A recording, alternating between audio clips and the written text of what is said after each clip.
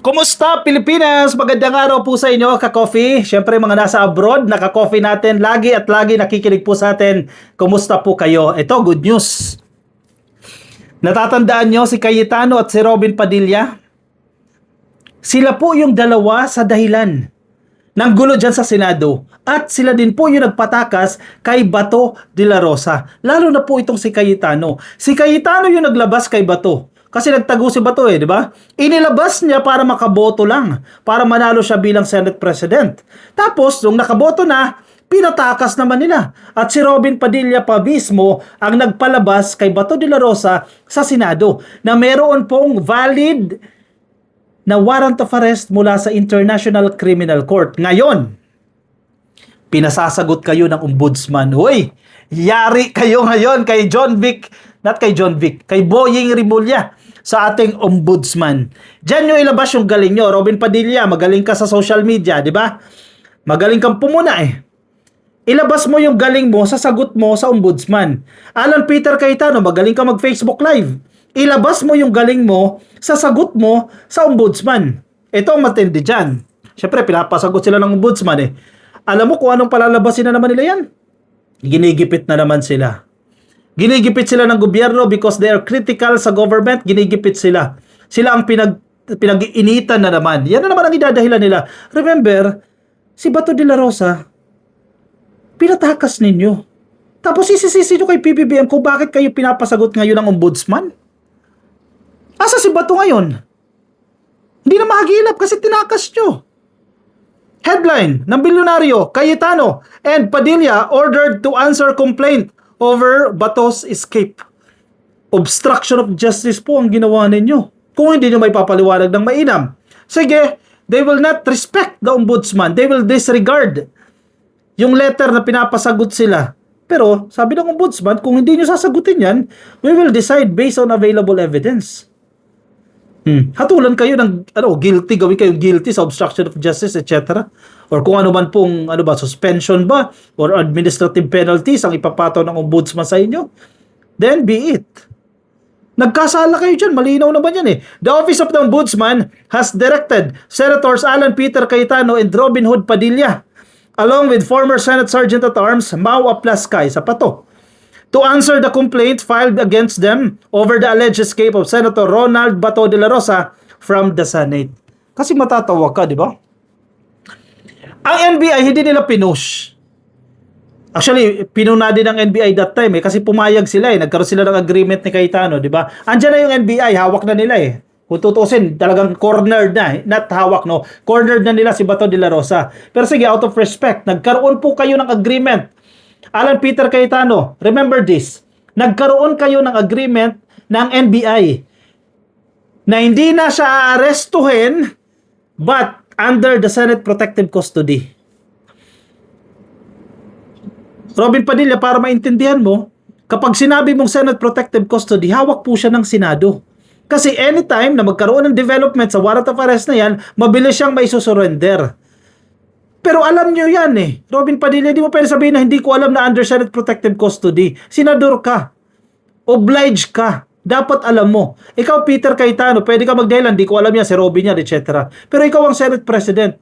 Ikaw ang mag-uutos kay Aplaska sa Sergeant at Arms. Ikaw ang lahat ng may control dyan. Total, gustong-gusto mo na tinatawag kang Senate President. Pero bakit mo inalaw na nakalabas ang isang pugante na under the Senate Protective Custody? You agreed with the NBI, hindi namin na-arrestuin yan, pero under Senate Protective Custody yan. Yun naman ang purpose niyan. Para mabilis nang mahuhuli yan if ever magkaroon ng development sa kanyang warrant of arrest. Pero pinatakas pa rin ninyo si Bato. Yan ba yung matitinong mga senador? Isa din yan sa mga dahilan kung bakit nagkagulo ang Senado. Kung bakit walang accomplishment ang Senado. Kung bakit millions of pesos ang nasayang sa Senado dahil sa kaartihan, kadramahan nito ni Alan Peter Cayetano. In an order dated June 24, the Ombudsman ordered the respondents to submit their counter affidavits within 15 days from receipt of the order as part of its preliminary investigation into the complaint for obstruction of justice. Mabigat-bigat din yan, ka-coffee. Obstruction of justice yan. Nagkanlo ka ng pugante, tinulungan mo yung pugante na makalabas. O 15 days po yan upon receipt. So I assume ngayong araw po natanggap nila yan. Pinadala po sa Senado, Webes, may pasok po ngayon. So let's count 15 days. 7, 8, 9, 10, 11, 12, 13, 14, 15. Oh, July 11, that's Saturday. Kasi wala naman sinabi dyan kung working days o calendar days eh. I assume calendar days yan. O by July 11, ipasa ninyo yung inyong counter affidavit. Ilabas nyo yung galing ninyo. Robin Padilla, igaling mo, ilabas mo yung talinghaga mo. Baka hirap ka mag-English, pwede naman siguro Pilipino, ipasa mo yung affidavit mo, no? The anti-graft body warned that failure to submit their responses within the prescribed period could result in the complaint being resolved based on available records. Correct. Kung hindi kayo sasagot, then be it. I think hindi yan sasagot sila Robin Padilla kasi maninindigan yan. Mga senador kami dito, wag nyo kaming ginaganyan-ganyan. Di ba? O sige, wag kayo sumagot. Wag kayo magpaliwanag dyan, pero nilinaw din ng NBI. Kung hindi kayo ng NBI, I apologize, ng ombudsman, na kung hindi kayo magpapaliwanag dyan, we will decide based on the available evidence or available documents. Di ba? Available records. If the respondents do not file their counter affidavits within the reglementary period despite due notice or cannot be served with or refuses to receive this order to file counter affidavits, the complaint shall be deemed submitted for resolution and no further pleadings or documents shall be entertained. Sabi po ng ombudsman. Kasi at sa totoo lang ganito, ang style ng ilang politiko, hindi lang mga senador, ng iba pa mga politiko, no? Upon receipt kasi, nakalagay usually sa order, upon receipt. Kapag natanggap po, dyan bibilang po yung araw. So, idadahilan ng mga yan, wala kaming natanggap. Pero, nilinaw din ng NBI, kapag nag-refuse kayo, hindi tinanggap ng inyong opisina, usually kasi ganyan, di ba ako si Robin Padilla, uutusan ko yung mga tauhan ko. Pagpasok mo kasi sa opisina nila, di ba, syempre may mga administrative staff yan na tagatanggap ng letter, utusan kita, wag na wag kang tatanggap ng kahit anong sulat coming from the ombudsman. So, nag-refuse sila, natanggapin yan. Hindi yan imposible ha, kasi ginagawa po yan ng mga politiko. At least malinaw yan, sinabi ng NBI yan. The complaint stemmed from allegations that De La Rosa was able to surreptitiously leave the Senate complex in the wee hours of May 14. Parang alas 2, between 2 to 3 yan eh. Lumabas si Bato De La Rosa sa Senado May 14 following a shooting incident inside the Chambers building. At that time, De La Rosa was under Senate protective custody to evade the arrest warrant issued against him by the International Criminal Court dahil po sa kanya naging papel sa implementasyon po ng tukhang ng kanilang Tatay Digong. Yan na, sinisingil na kayo sa mga kasamaan ninyo. Alan Peter Cayetano, ginagamit mo pa ang mga verses, mga Bible verses, ginagamit mo pa ang Diyos. Unfortunately, bakit kailangan mong idamay yan sa politika, sa mga kasinungalingan mo? 'Di ba? Nagpi-preach ka sa mga Facebook live mo. Now, this is your turn. Sagutin mo yung hinihingi sa iyo ng ombudsman. Simple lang yan eh. Bakit hindi ka kasuhan or bakit hindi ka dapat maging liable sa pagtakas ni Bato dyan sa Senado? Sagutin mo. 'Di ba?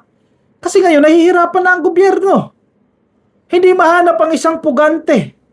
Buhay po yung pinag-uusapan natin dito. Remember, 30,000 people's lives. Natukhang nung panahon ni Digong, hindi nabigyan ng due process. Tapos kayo ngayon, binibigyan kayo ng due process, ayaw nyo. Nagtatago kayo sa batas. So, Cayetano, Robin Padilla, total kayo naman ang key players dyan, a plus ka, isa ka na. Tumulong kayo sa gobyerno. Kung ayaw nyo sagutin yan, kung ayaw nyo maging held liable sa obstruction of justice, hindi ilabas nyo si Bato. Kasi may pananagutan si Bato sa batas. May kasalanan siya at dapat siyang managot. Yun lang yun eh, napakalinaw niyan. Ilabas nyo si Bato.